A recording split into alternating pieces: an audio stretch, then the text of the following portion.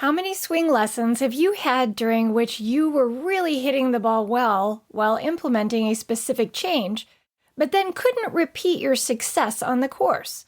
When you're working on a swing change, the inconsistency of being able to hit the ball the way you'd like or create the shot shape you're working toward can be frustrating.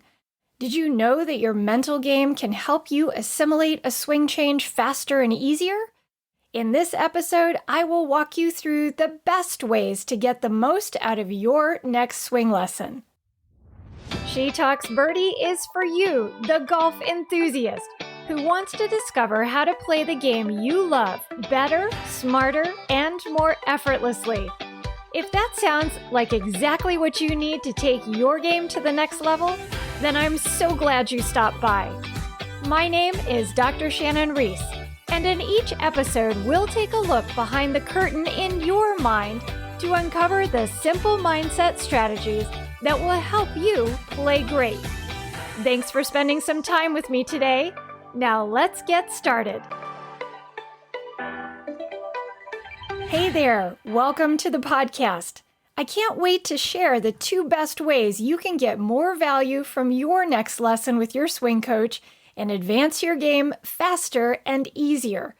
If that sounds like exactly what you need, then I'm really glad you dropped in for this episode.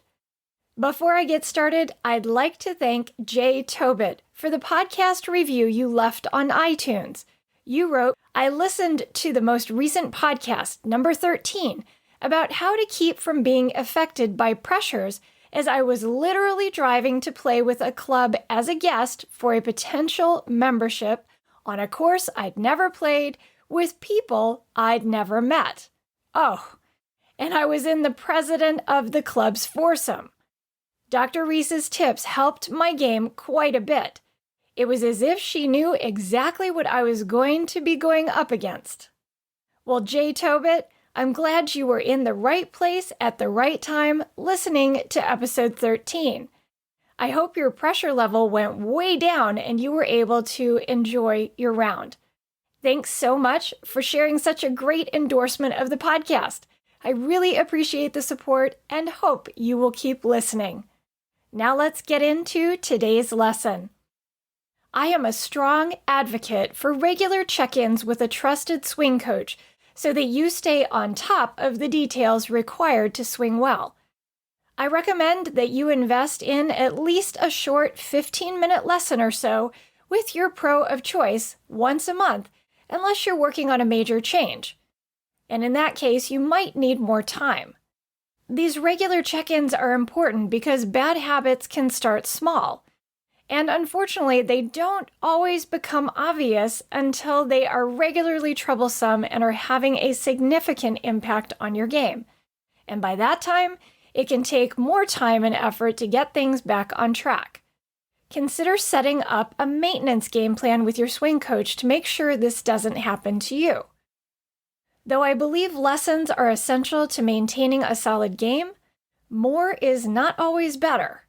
Improving your swing mechanics can become an overwhelming and frustrating experience when you're engaging in too many lessons over a short period of time, when you're trying to fix too many things at one time, when you're not setting enough time on the range to implement the changes you're learning before trying to take them to the course, when you're trying to train your swing while you're playing on the course, or when your impatience and frustration about the growing pains you're having cause you to focus more on what you're still doing wrong than being able to see the progress you're actually making. Learning requires a very specific mindset and game plan. Golfers don't always understand the difference between training and trusting, and therefore do not know how to create the best environment in which to efficiently make the changes they desire. Let me give you an example. Do you remember the podcast episode when I talked about the 6 dominant golf personalities? If that's not ringing a bell, check out episode 007. It's an eye-opener if you don't know what your dominant golf personality type is. One of the personality types I talk about is the fixer. I can't tell you how often I run into a golfer who is consistently working on the technical side of his game. Yes, his game. Sorry, gents, you seem to be the majority here. The fixer personality type is someone who is also known as the fiddler, the tinkerer, and the perfectionist. If you're a fixer, you are consumed by learning everything you can about your swing. You regularly gather information from a variety of sources like your Club Pro, YouTube videos, the Golf Channel, books on the mechanics of the golf swing, golf schools, and more, in an attempt to perfect your swing. The major con of the fixer approach is that it can prevent you from ever fully developing trust in your swing. When good is never good enough, you can become vulnerable to perfectionistic and micromanaging tendencies. When you're a fixer, you become really great at practicing, but get in your own way on the course when you're still trying to play in a practice rather than trust-driven mindset. And at the first sign of trouble, you default to trying to fix your mechanics. I call this giving yourself a swing lesson in the middle of a round. I worked with a high school player who had gotten himself into such a state of panic over his swing that he would get paralyzed under pressure and his shots would fly in every direction. To add to the pressure he was putting on himself, he wanted to make a Division I college team but wasn't scoring in the realm of where he needed to be in order to reach that goal.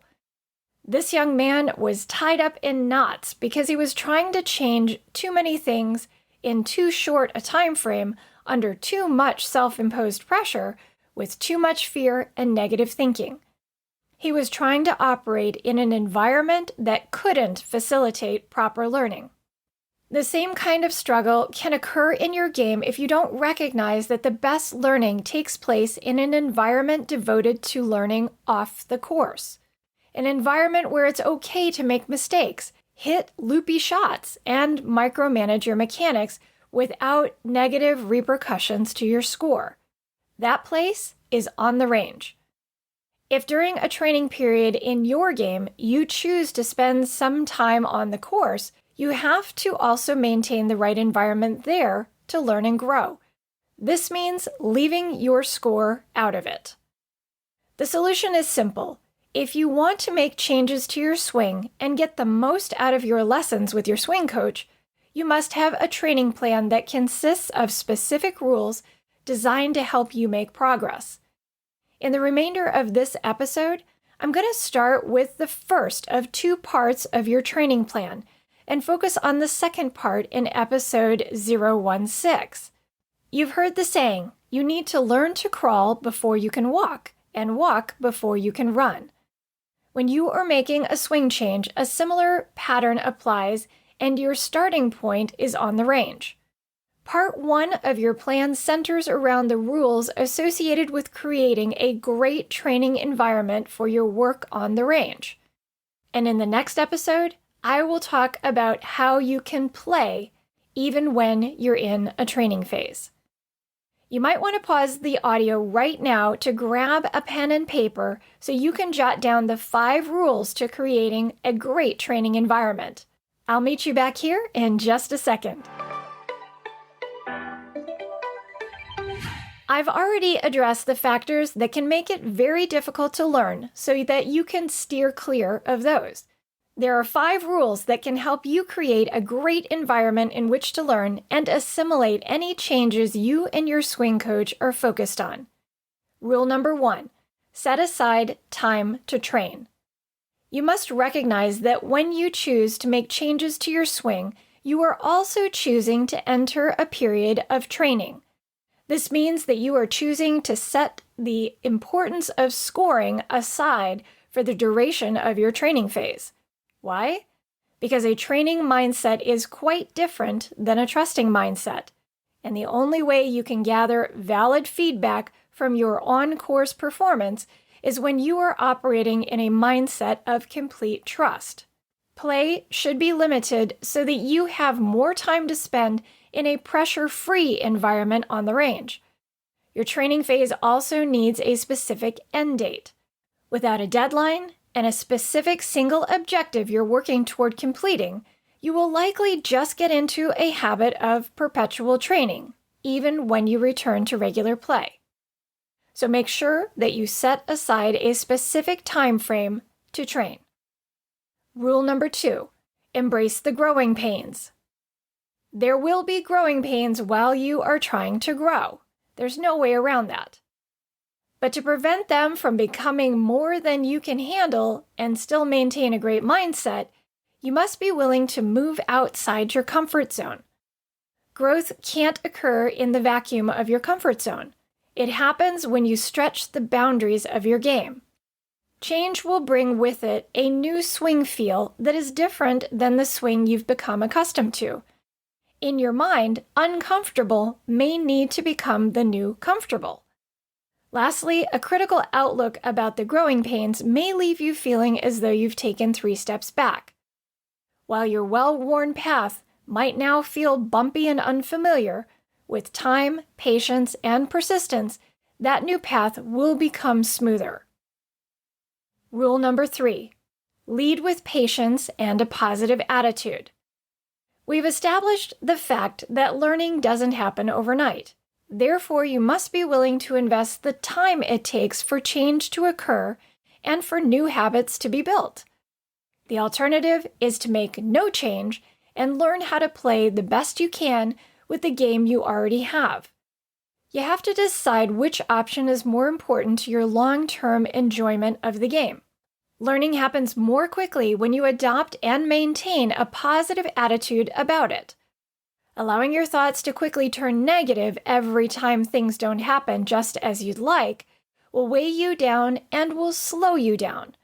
Negativity shuts down your brain's processing power. Patience and positivity keep you in a receptive state of mind. Your thoughts are clearer, your decision-making is smarter, and your open-minded perspective increases your ability to comprehend and assimilate the things your swing coach is trying to teach you to do. Rule number 4, keep your goals small and incremental. The smaller the change, the easier it will be to implement. Set your sights on making one change at a time instead of trying to overhaul your entire swing. If there are several things you need to work on, prioritize them in order of sequence and importance, and focus on one until you've mastered it before moving to the next item on your list. Identify the targeted and repeatable action step that makes reaching your goal possible, and back it up with a solid focus cue. For example, if you're working on taking the club back straighter, perhaps focus on drawing an imaginary line with your club that is parallel to your feet or an alignment stick. It's much more motivating when you break a big improvement goal like increasing your driving distance by 10 yards into incremental and actionable bite-sized pieces. Rule number 5, be mindful of your position on the journey. I was working with a junior client who, after successfully shooting par from the ladies' tees, graduated to the senior tees on her home course. This was quite an achievement for this 11-year-old, so I expected that she would be over the moon when I saw her for her next playing lesson. But she was actually feeling very frustrated that she couldn't still make pars from her new starting location on the senior tees despite the extra yards. She described it as feeling like she was back at ground zero. She had simply lost sight of the big picture of her journey. When a swing change leaves you feeling like you're starting over from scratch, remember that your current starting point is much further along your overall journey than your last one. You haven't lost ground. Your foundation has advanced you to the next level, where you need to focus on building the next foundational layer that moves you along the path toward a better, more consistent game. To recap, the mindset rules I want you to stick to on the range that will help you assimilate what your swing coach has you working on faster and easier are the following. Number 1, set aside time to train. I literally mean block out a stretch of time on your calendar when you will set aside scoring and prioritize learning.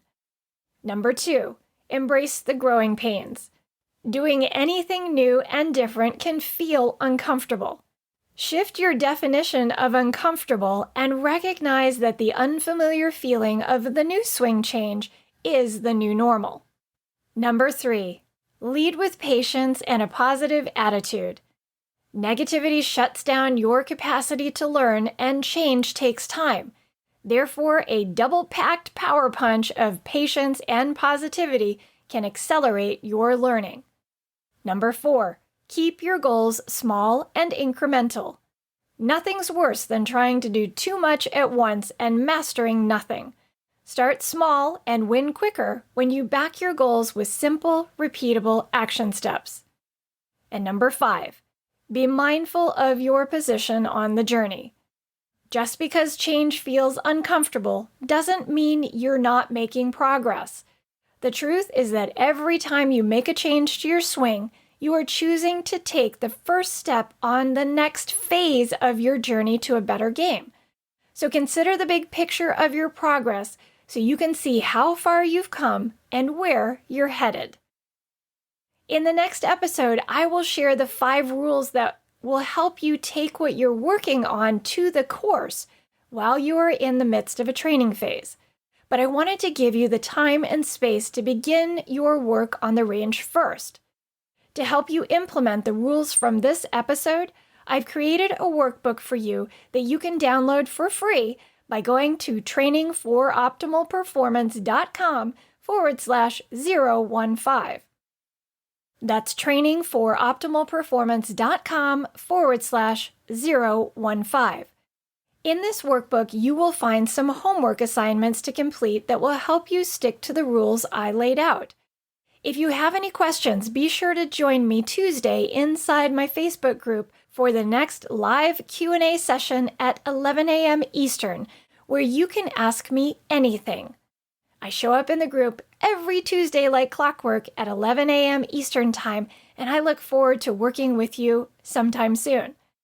You will find the link below the show notes where you sign up to get your free workbook download that will take you directly to the Facebook group. And then be sure to tune in again next week for part 2 of this lesson. Well, that's a wrap. Thanks for tuning in today. If you enjoyed this episode, please consider heading over to iTunes to leave me a review. It's the best way to support the podcast and enable me to keep providing you with the actionable content you need to play great. And if you haven't subscribed to the She Talks Birdie podcast, what are you waiting for? That'll guarantee you won't miss a single juicy episode. I'll be back soon. Remember that things start changing for the better on the outside when you start embracing the changes that must take place on the inside.